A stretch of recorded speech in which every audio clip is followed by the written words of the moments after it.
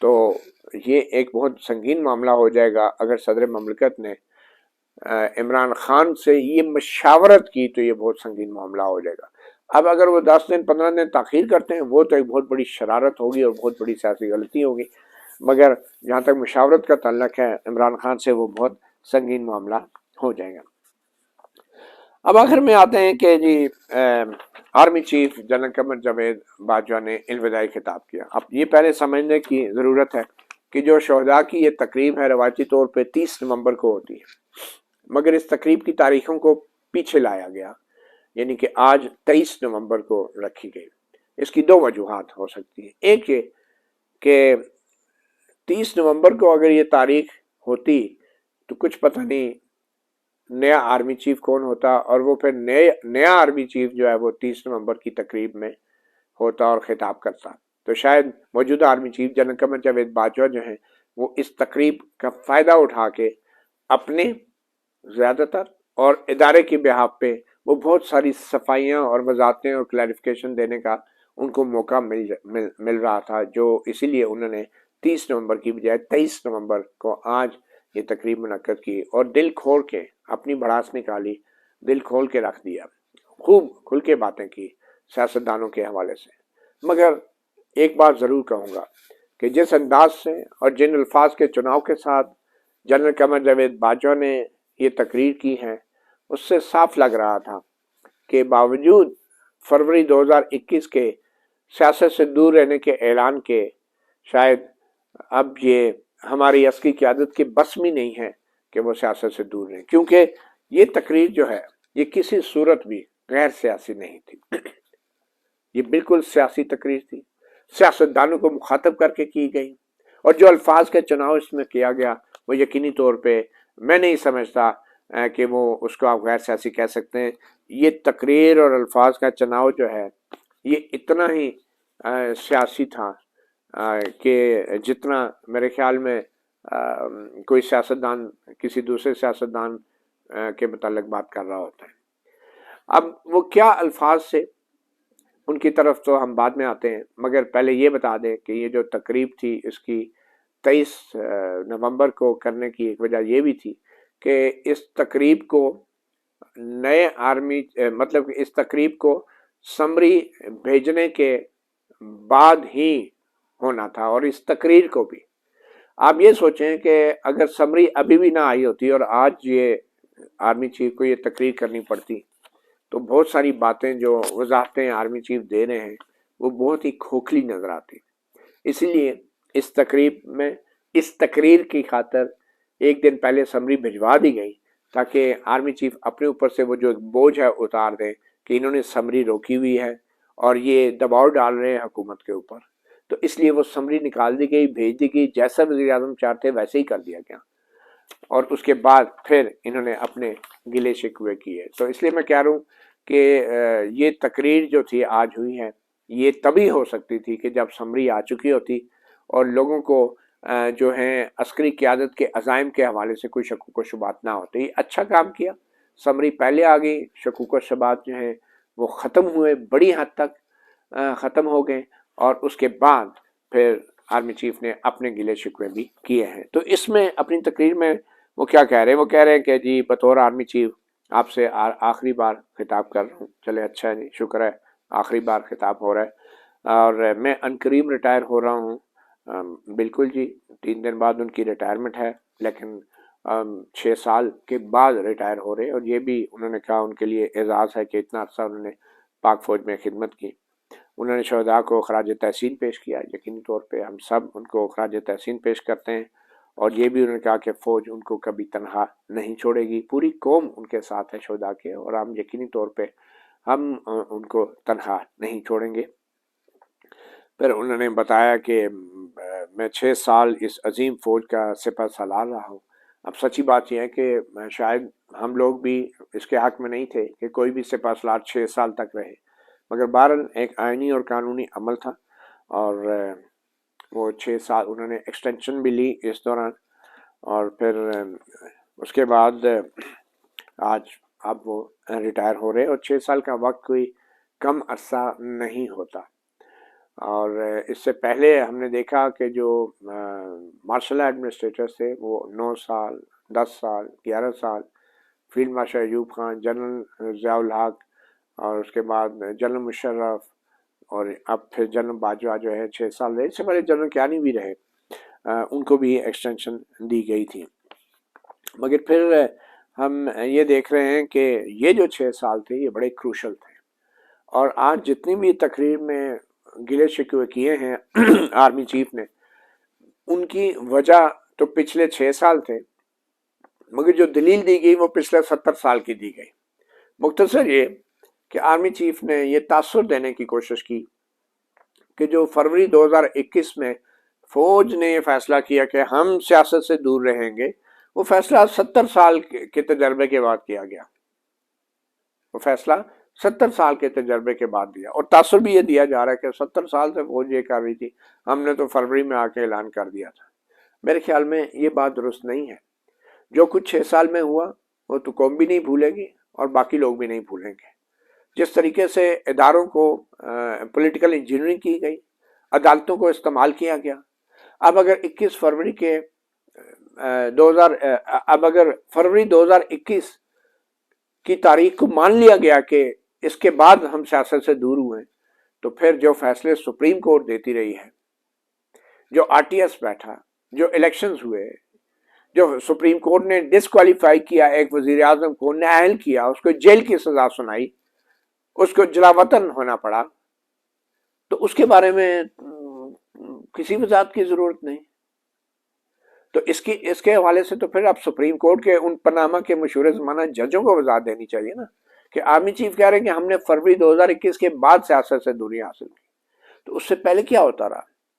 کیا اس کے حوالے سے سپریم کورٹ کے پاناما کے ججز بتائیں گے کہ اس سے پہلے فروری 2021 سے پہلے ان کو کون رابطہ کرتا رہا اور کیسے ان پہ اثر انداز ہوتا رہا؟ کیا وہ ججز بتائیں گے؟ یہ تو اوقات ہیں اور یہ تو حیثیت ہے ہمارے سپریم کورٹ کے ججوں کی جنہوں نے پاناما میں فیصلے سنائے۔ آرمی چیف تو اپنی وضاحت دے کے نکل گئے، تو کیا سپریم کورٹ کے وہ 5 ججز بھی وضاحت دیں گے کہ فروری 2021 سے پہلے جو پاناما میں جو کچھ فیصلے آئے، حکومت بدلی، ڈسکوالیفائی ہوئے، وہ کن حالات میں دیے گئے؟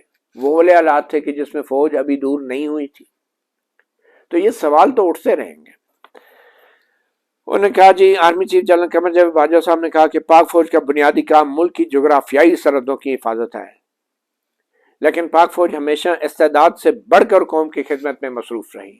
یہ جو ہے نا بڑھ کر قوم کی خدمت میں مصروف رہی، یہیں پہ سارا مسئلہ کھڑا ہوتا ہے۔ ریکارڈنگ کا معاملہ ریکارڈنگ کا معاملہ شروع کیسے ہوا؟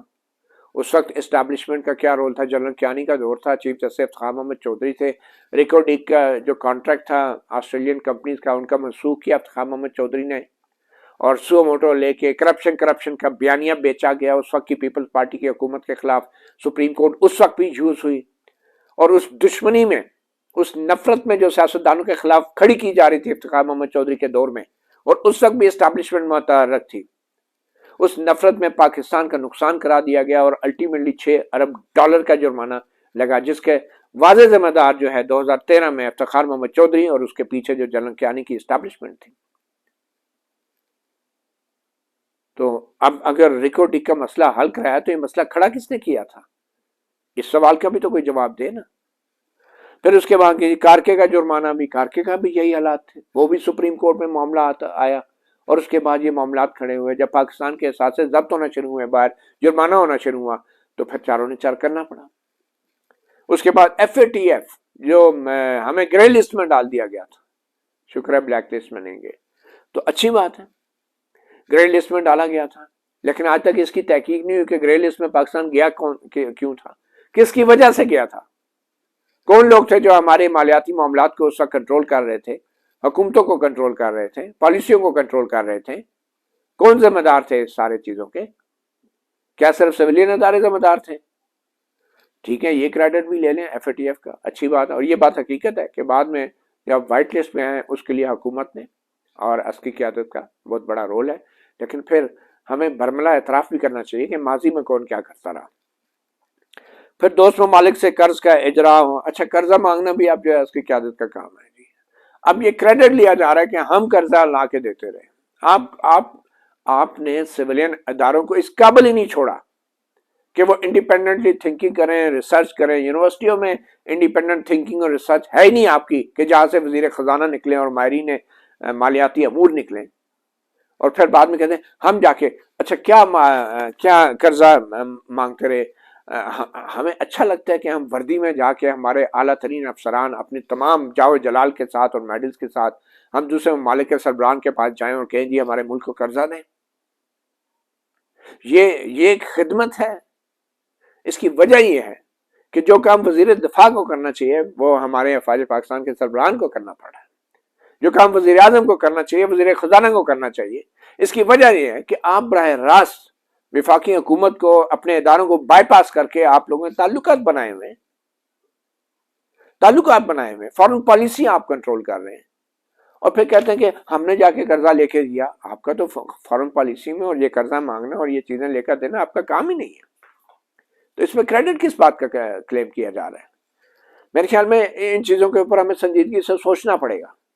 یہ باتیں بہت تلخ لگیں گی اور شاید کچھ لوگوں کے بڑے نامناسب الفاظ لگیں. نہیں، آج کی تقریر میں آرمی چیف نے مناسب الفاظ میں جو ہے تنقید کی بھی اجازت دے دی. ہمیں خوشی ہے کہ آرمی چیف نے یہ اجازت دی. ہمیں آئین نے نہیں دی، حکومت نے نہیں دی، عدالتوں نے نہیں دی. آرمی چیف کہتا ہے کہ آپ کو اجازت ہے. لیکن پھر آگے یہ بھی کہہ رہے ہیں کہ ایک حد سے زیادہ پتہ نہیں وہ حد کون سی ہے.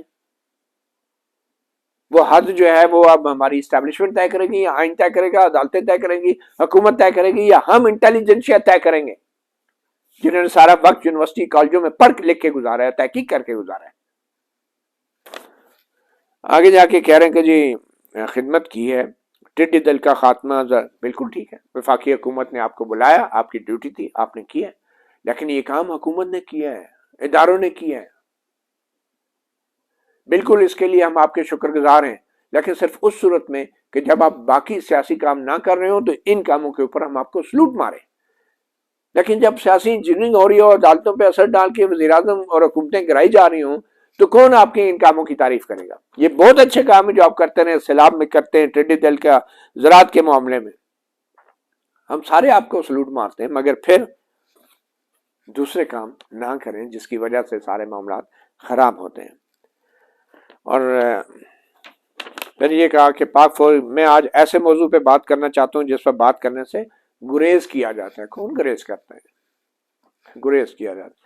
یہ بات 1971 میں فوج کے سابقہ مشرقی پاکستان، اب وہی 70 سال کے تاریخ کو دہرا کے یہ تاثر دیا جا رہا ہے کہ غلطیاں 70 سال میں ہوتی نہیں ہیں. پچھلے 6 سال کا ذکر نہ کیا جائے. 70 سال سے چل رہا تھا، ہم نے تو فروری 2021 میں کہہ دیا کہ ٹھیک ہے ہم اب سیاست سے نہیں کریں گے. تو کیونکہ یہ 70 سال کا بیگیج ہے، 6 سال کو کوئی نہ پوچھے.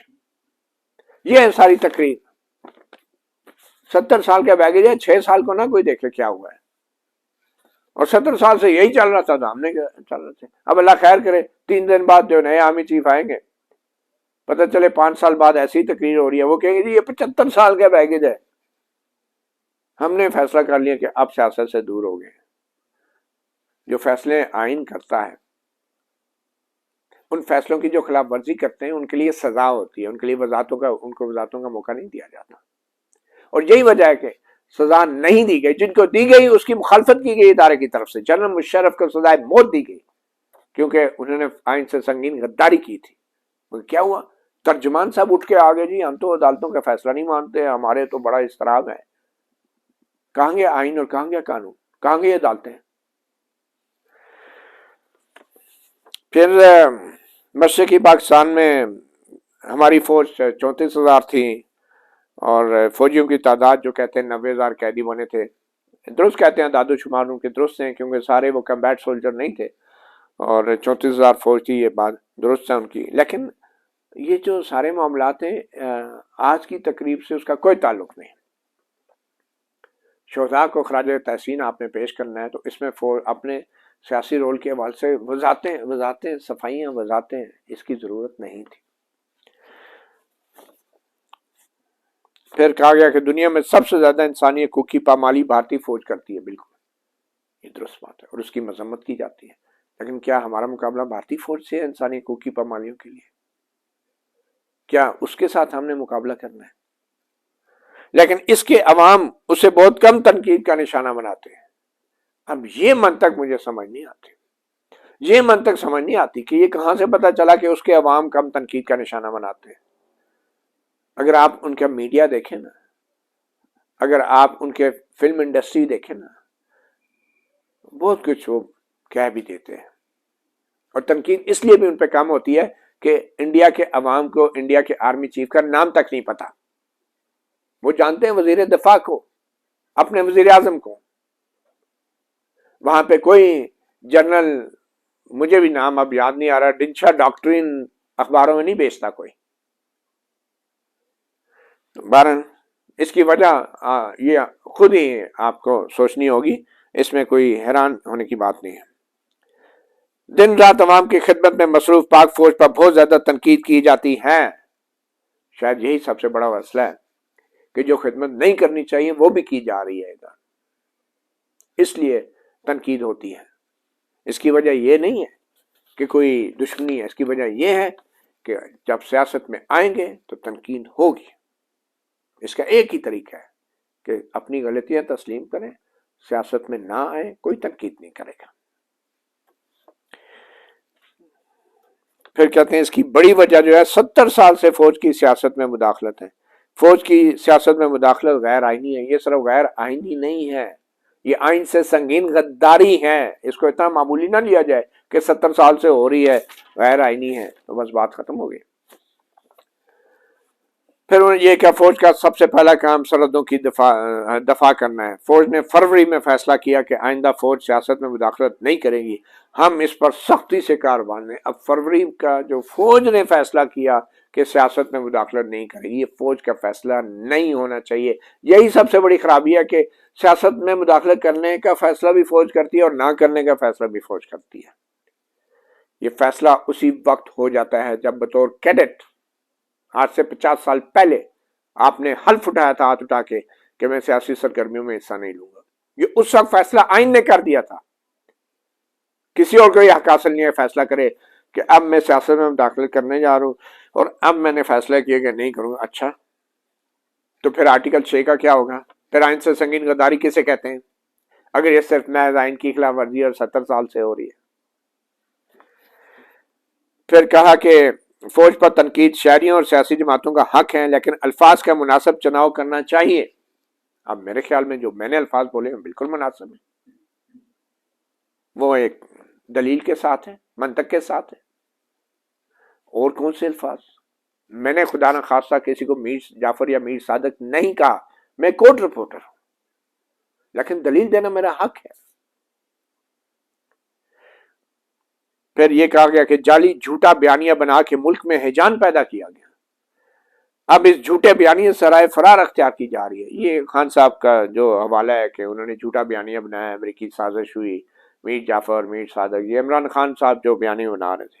اعلیٰ فوجی قیادت کو غیر مناسب القابات سے پکارا گیا. فوجی قیادت کچھ بھی کر سکتی ہے لیکن ملکی مفاد کے خلاف کوئی کام نہیں کر سکتی. بالکل ٹھیک ہے، مگر پرابلم یہ نہیں ہے کہ فوجی قیادت ملکی مفادات کے خلاف کام کرتی ہے. پرابلم یہ ہے کہ فوج کی قیادت کو یہ معلوم نہیں کہ ملک کے مفاد میں کیا ہے.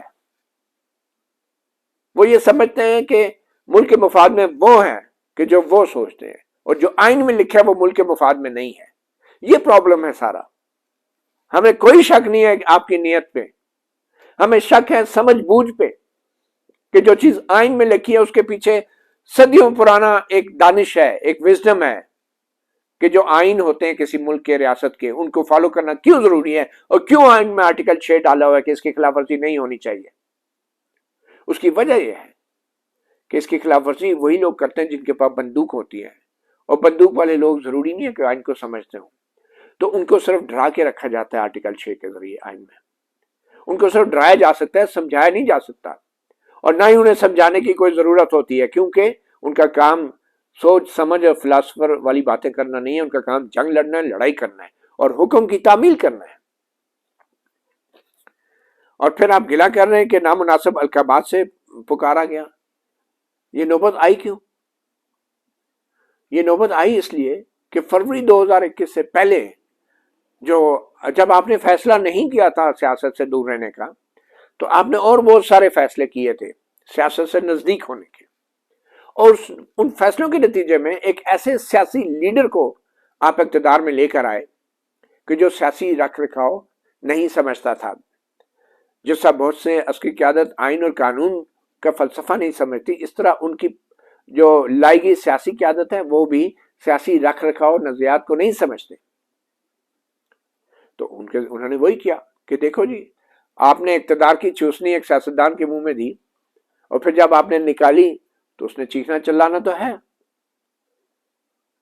تو بات یہ ہے کہ خان صاحب جو بات کر رہے ہیں وہ بھی غصے میں کر رہے ہیں، اور وہ مکمل طور پہ غلط وہ بھی نہیں کر رہے، وہ مکمل طور پہ غلط نہیں کر رہے. مانتا ہوں کہ کوئی امریکی سازش نہیں ہے، دباؤ تو ساری ہماری 75 سالہ تاریخ میں امریکہ کے دباؤ پہ بہت کچھ ہوتا رہا ہے. مشرف نے ایک فون کال کے اوپر ڈھیر ہو گیا تھا اور سب کچھ کیا، لیکن اس کا سازش نہیں کہہ سکتے، دباؤ کہہ سکتے ہیں، وہ ماننا پڑے گا. یہ بات مانتا ہوں کہ امریکی سازش نے حکومت گرائی اور یہ کر دیا وہ کر دیا، وہ تو شاید کوئی بھی یقین نہیں کرتا. مگر یہ کہنا کہ آپ تو بالکل نیوٹرل تھے اور سب کچھ عدم اعتماد کا ایسے ہو گیا، وہ بھی درست نہیں ہے. اور پھر جب آپ یہ آگے جا کے کہتے ہیں کہ 2018 کے الیکشن کے دوران جو آر ٹی ایس بیٹھ گیا تھا تو اس کا بہانہ بنا کے جو ہے حکومت کو جو سلیکٹڈ کہا گیا عمران خان کی، وہ بھی ایک جھوٹا بیانیہ تھا. تو وہ جھوٹا بیانیہ نہیں تھا، وہ جھوٹا بیانیہ نہیں تھا، وہ درست تھا. اور یہ آپ خود کہتے ہیں کہ آپ نے تو فروری 2021 کے بعد سیاست سے دوری اختیار کی، تو آر ٹی ایس تو 2 فروری 2021 سے پہلے بیٹھا تھا. تو پھر یہ جھوٹا کیسے ہو گیا؟ پھر آپ یہ کہتے ہیں کہ جی جو عدم اعتماد کے بعد حکومت آئی اس کو امپورٹڈ کہا گیا، اور یہ بھی کوئی اتنا سیریس بات نہیں ہے. امپورٹڈ والی بات اتنی سیریس نہیں ہے. جو آپ سیاستدان ایک دوسرے کے لیتے ہیں، یہ امپورٹڈ ہے، یہ ایکسپورٹ کوالٹی ہے، یہ امپورٹ کوالٹی ہے. اس ملک میں امپورٹڈ کیا نہیں ہے؟ تو یہ کوئی سیریس بات نہیں ہے کہ دونوں بیانیے جھوٹے ہیں. اب جو ہے ہم ایک وہ بیلنس کرنے والی چیز نظر آ رہی ہے کہ میں تو بڑا نیوٹرل ہوں اور دونوں پہ تنقید کر رہا ہوں. دونوں جھوٹے نہیں ہیں. سچی بات یہ ہے، سوچنے کی بات یہ ہے کہ دونوں کی باتوں میں، عمران خان کی باتوں میں بھی کافی حد تک سچ ہے، اور نواز شریف کی اور شہباز شریف کی جو بیانیہ تھا سلیکٹڈ حکومت کا، اس میں بھی بڑی حقیقت تھی. غیر ملکی سازش کی حد تک تو خیر عمران خان کی بات جو ہے وہ اس سے کوئی یقین نہیں کرتا، ایگری نہیں کرتا، کیونکہ آبویسلی کوئی ایجنٹ تو نہیں ہے نا پارلیمنٹ کے اندر جو چینج آئی ہے، وہ بات تو میں سمجھتا ہوں. لیکن وہ جو الزام وہ لگا رہے ہیں اس کے پیچھے جو حقیقت ہے، خان صاحب کے خدشات ہیں، وہ بھی کوئی غلط نہیں ہے. کیونکہ انہیں پتہ ہے کہ یہاں پہ ان کو جو لایا ہے وہی نکالا ہے اس نے، ان کو یہی یقین ہے کہ جو لایا ہے وہی نکالا ہے. تو ان کا کیا قصور ہے اگر وہ الزام لگا رہے ہیں کہ آپ نے جو ہے وہ حکومت کرائی ہے ان کی؟ اس کا ایک پس منظر تو ہے نا. تو میرے خیال میں ہمیں بڑا ہی ٹروتھفل ہونا پڑے گا، اور یہ اتنی آسان بات نہیں ہے. اور یہ معاملہ 70-75 سال کا نہیں ہے، پچھلے 6 سال کا جو ہے وہ اس کی وضاحت ہونا ضروری ہے. پھر انہوں نے کہا کہ فوج اور عوام میں دراڑ ڈالنے کی کوشش کرنے والے ہمیشہ ناکام ہوں گے. فوج کے پاس اس جلگار کا جواب دینے کے لیے متعدد مواقع اور وسائل تھے. اب یہ پتہ نہیں کیا ہے کہ اس جلگار کا جواب دینے کے لیے متعدد مواقع، مطلب کیا کر سکتے تھے؟ کافی کچھ ہوا بھی، شاید ابھی بھی کچھ رہ گیا، کچھ نہیں ہوا. ملکی مفاد میں حوصلے کا مظاہرہ کیا، ہم نے بڑا برداشت کیا. یہ حوصلے کا مظاہرہ ایسے نہیں ہوتا. حوصلے کا مظاہرہ ہوتا ہے اپنے آپ کو سیاست سے، اقتدار سے دور رکھ کے اور آئین کے مطابق، حلف کے مطابق کام کر کے، وہاں پہ حوصلہ چاہیے ہوتا ہے. حوصلہ اس پہ نہیں چاہیے ہوتا کہ آئین کی خلاف ورزی بھی کریں، سیاسی انجینئرنگ بھی کریں، اور پھر تنقید ہو تو آپ کہیں کہ میں بڑا برداشت کر رہا ہوں. یہ حوصلے کا کوئی مظاہرہ نہیں ہے. حوصلے کا مظاہرہ ہے کہ اپنے جو آپ سمجھ لیں کہ سیاسی عزائم ہیں ان کو کنٹرول کریں. یہ حوصلے کا مظاہرہ ہے. ملکی مفاد میں حوصلے کا مظاہرہ کیا اور منفی بیان دینے سے گریز کیا، یہ حوصلے کا مظاہرہ نہیں. آئین کے تحت آپ کوئی منفی بیان نہیں دے سکتے، کوئی سیاسی بیان نہیں دے سکتے، لیکن سب کو ذہن نشین کر لینا چاہیے کہ صبر کی بھی ایک حد ہے. یہ بھی کھلم کھلا دھمکی ہے. صبر کیا ہے؟ کیا صبر ہے؟ صبر تو کرنا چاہیے آپ کو کہ کسی قسم کے سیاسی عزائم نہ رکھیں. صبر تحمل آئین کے حدود میں رہ کے صبر کرنا آپ کی ڈیوٹی ہے، آپ کا فرض ہے. یہ آپ کی چوائس نہیں ہے، یہ آپ کی چوائس نہیں ہے. آپ نے کرنا ہے صبر. नहीं करेंगे, आइन के तहत फिर आपके साथ निपटा जाएगा।